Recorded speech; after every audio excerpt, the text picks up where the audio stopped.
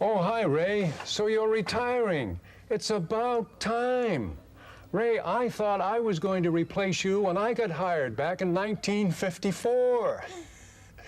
But listen, it's been great fun working with you, old buddy, all through these years. One thing I always liked about you, Ray, you never interfered with my weather. You let me do it my own way, go my own way, no problems. It was just great. However, you really didn't know where my office was.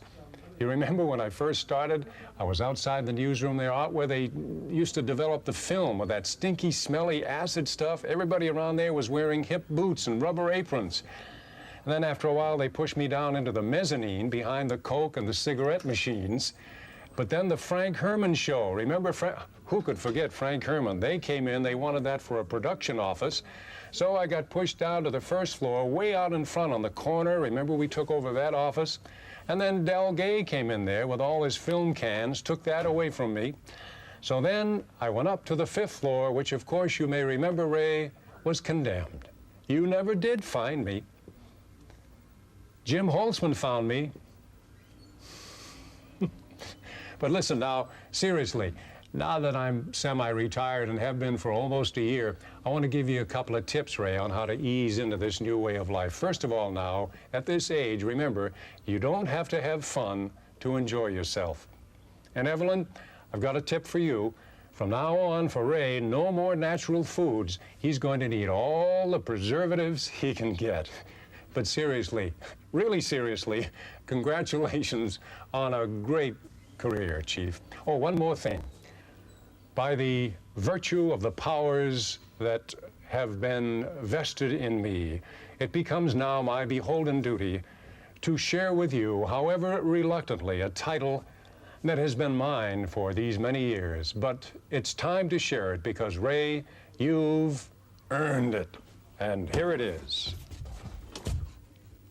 When I think of Ray, the first thing that pops into my mind, I'm sure this pops into the mind of a lot of reporters, is the cheerful head poking into the editing room when you're cutting a story and looking in saying, "How much longer?" And my favorite exchange with Ray along those lines came a couple of years ago, kind of close to the time the story had to be on the air, and Ray opened the door and said, "How much longer?" And I said, "Ray, this can't be rushed. This is art. You can't rush art." And Ray said, "Well, it's not art if it doesn't get on the air." Good point, Ray. I've never forgotten that. What are you working on, Dana? A story for the 5 o'clock. 5 o'clock? Yeah, it's a story about National City Fire. What's the slug? I think it's called National City Fire, something like that. Funny, I don't see it on the rundown, Dana. Well, it's for the 5. I think it's a hold. Tomorrow's 5. Oh, a hold piece, eh? Well, you're out of here. But Ray, if I don't do it now, it's overtime. I mean, I'm gonna have to stick around. It's overtime, and I'm on vacation in a couple of weeks. I can't do it. That's too bad. You're out of here. Well, Ray, I've only known you for about 4 years now, but I gotta say, you've made me laugh an awful lot, and I really thank you for that, and I'm really gonna miss you a lot. There's a story I'd like to share with you about Ray Wilson. It happened to me even before I was hired by Channel 8 full-time. Ray had me coming in on the weekends to write news copy for him. This had been going on for a couple of months, and then one Sunday, he came up to me and he said, "Tonight, Maurice, you're doing the sports and the weather." And I said, "Oh, sure, just tell me what you want me to write and I'll write it." And then he looked at me like only Ray Wilson can look at people or through people. And using those tonal qualities that are so very hard to duplicate, he says, "Maurice, I don't mean you're going to write the sports and the weather. I mean you're going on the air, and you're going to do it." And well, he just calmly walked away, and I was sweating. He didn't see me sweat, and I did it, and it turned out all right, I guess. He hired me. But the point I want to make with this story is that it illustrates the trust and the respect that Ray Wilson placed in people, whether they were veterans or whether they were green like me. I mean, that's a truly irreplaceable management style, one that I envy and one that I'm so glad that Ray used on me, because it made me a stronger individual and it gave me a sound foundation on which to try other things and to build other career successes in my life. And for that, like I said, I'm truly indebted to Ray Wilson, and I love him. Well, Ray, this is it. It's been 13 and a half years working with you here at Channel 8, and just kind of looking around the new building. It still reminds me of you at the old building. I think most of my fondest memories will be of you at 5th and Ash. Every time I drive by there, it's always a good feeling that you were there. You helped me out when I really needed the assistance. Starting out as a part-time writer, and you just kind of gave me that push. Give me those calls on the weekends and when I was a producer and assignment editor and everything else, and I really appreciate that. So I'm kind of going into a different direction now myself. I'm running for City Council. Hopefully when you see this tape a year from now in 1988, I'll be at City Hall, and you'll be relaxing at home with a mint julep or just a nice cold lemonade or something. So best of luck to you, partner. You've really have earned it. There aren't too many people that can claim to be the Walter Cronkite of San Diego, but you certainly have that title with me, and best of luck to you, and have a good time. Henry von Kina, Monkey. Another monkey. Kenneth Hensel. I can't remember what I was going to ask you. Yeah, all right. My name is Kenneth Hensel. Now I can't remember it again. I could be sitting in a rainforest in Africa, but under the existing financial policies of KFMB Television and Ray Wilson, I'm lucky to get out to Santee. And then there was the time, Ray, when, because your reputation for being so cheap was well established, that you asked me to do a documentary on earthquakes. And I checked with KPIX in San Francisco, and they said that they would give me original film of the 1906 earthquake, but it would cost $50. I swear I sweated bullets over that, Ray. It took me 3 days to get the courage to come to you and ask you for that $50. And the surprise of my life when you said yes. You'll have to get out of the edit room. We have some talented people who need to use it now. It isn't art unless it gets on the air. James, what are you doing? Why don't you go back into room 8 and cut a quarter panel, and when you get done with that, reload some tapes, and then when you get done with that, bring me some scripts out of Studio C. Raimundo Wilson. Pues sabes que la fecha ya se pasó. Ya no lo puedes usar este tape. ¿Sabes? That's Raimundo Wilson, eh? Jim, while you were on vacation, 2 or 3 people quit, and 4 or 5 others just didn't come into work for some reason, and I approved some things that made you about $5,000 over budget for this month, but you're back now. You can handle all that, no problem. Ray, you are the coolest guy I know, next to Marty Van Housen, of course. But I always try and think of you when I get flustered, and I try and be as cool and calm as you are. And, of course, when I worked closest with you was when I was tape producer, and that's when I got to see up close and personal how cool you are. And the day I remember best was the day everyone was running around like chickens with their heads cut off. And it was a madhouse. The producers kept coming up and checking this little thing, and they'd come up and they'd look at it, and they'd run away, and Jim would come up and he'd look at it, and they'd run away, and everyone was all upset and everything, and I was going, oh my gosh, the whole thing is blank. What are we gonna do? What are we gonna do? And it got to be 5 to 5, and you stood here and you said, looked at your watch and said, well, Katie,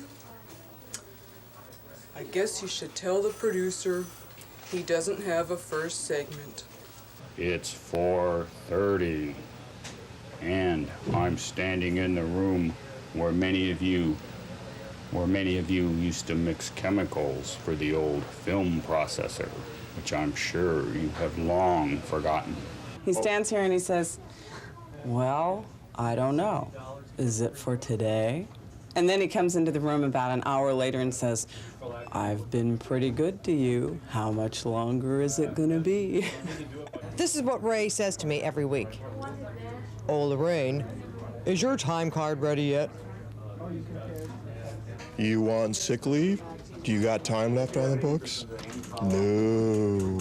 Bob, call me, will you? There's something wrong with your time card again. Sure. My records show that you only have 32 hours of vacation left and not 45, like you're telling me.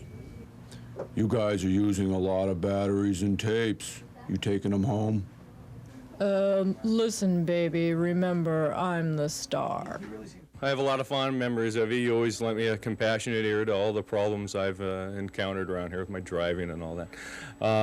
Except for when it came to professional sports teams from Seattle, you really gave me a lot of heat. Like the Seattle Seahawks, Ray, the team that always beat the Chargers.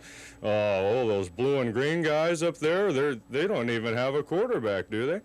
Or the Sonics, you know, who almost beat the Lakers this year. They only got swept 4-0, Ray. You know, or that Sandlot team up there. Where do they play? Out on the playgrounds? Or the Seattle Mariners, which are playing 500 right now, Ray, and it's a little better than your Padres. That AAA team from Seattle. How are they doing lately, huh? Well, anyway, Ray, when the Seahawks are in the Super Bowl next year, I'm going to be thinking of you, and I'm going to give you a call and tell you how they're going to do. This is Jackie Logan Bell. I was TV news secretary from 67 to 69. Believe it or not, but there was a time that you were just a tiny bit jealous of me. It was something like this. Here, Jackie, this package came for you for Charger Camp today. I've been out there before, but they never sent me anything. Can you remember that, Chief? This is part of the Ray Wilson we all know and remember. John, your expense report is 10 cents off. Would you like to give me a dime or make the check out to Midwest Broadcasting? It's 4:45 and everyone is bustling around, bumping into one another, and Ray says, always go to the right, except when you get to the curtain, then go to the left. Guess what, Ray? It's another Cake Friday. But does it have chocolate in it, Moana? Of course, Ray, and we won't even tell Evelyn if you have 2 pieces. There are 3 things I love about Ray Wilson: his easygoing nature, his low voice, and his passion for chocolate. You'll be missed, Ray. It was a morning in May about 2 years ago, and at least 10 people called in sick that day.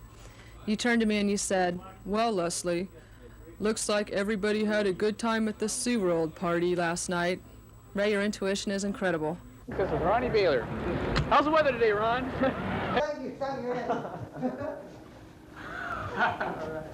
Hi, Ray. This is Alicia. Congratulations on your retirement. I wish you the very best. You certainly deserve it. I remember when I first started working for KFMB. It was right after high school. It was really my first real job, and I was sort of scared at first. Everyone called you Chief. Not me. I called you Mr. Wilson. Do you remember the time Ben Cutchell called with car troubles, and you had me take a wagon and go pick him up? Anyway, I got totally lost. I never found Ben's house, and to top it off, I couldn't even find my way back. After a while of trying to find my way, you came through the CB, and in your deep voice, you said, "This is KMK 258 calling Unit 23. Alicia, what is your location?"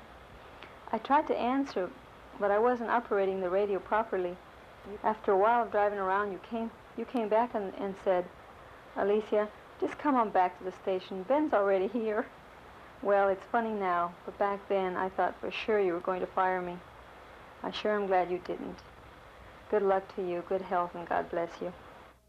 Mr. Wilson, you know I'd like to do an impression of you. But you know my voice is just too high! John, is there a spare Tribune you can let me have? 2 minutes, Rich. Ray, is there anything I can get you? Well, Dan, you can reload some tapes in edit room 5.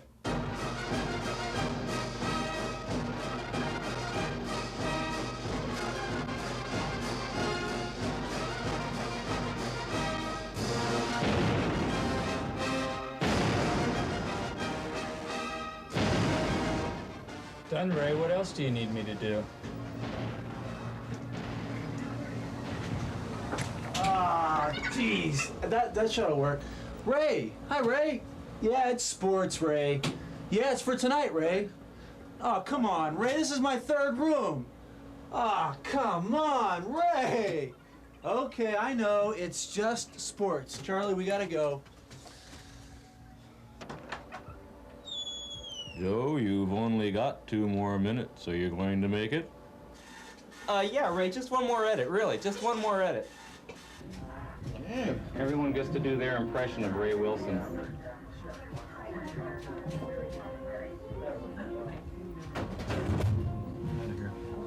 Get out of my sight. Allison, I think you're taking far too much vacation.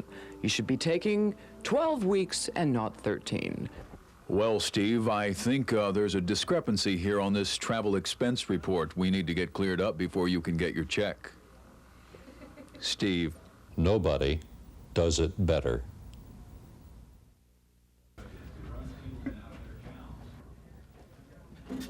Ray, you got a room? No, Charlie, they're all full. Oh, come on, Ray. It's for the 10:30 cut-in. Where are you in the show? It's the 10:30 cut-in. I really need it. It airs in 8 hours. Well, Charlie, room 2 seems to be available. Thanks, Ray. Oh, Ray, I need a room. It's pretty crowded right now. Ray, this is first segment. We're out in the first segment. It's 2 minutes long. Ray, please. Okay.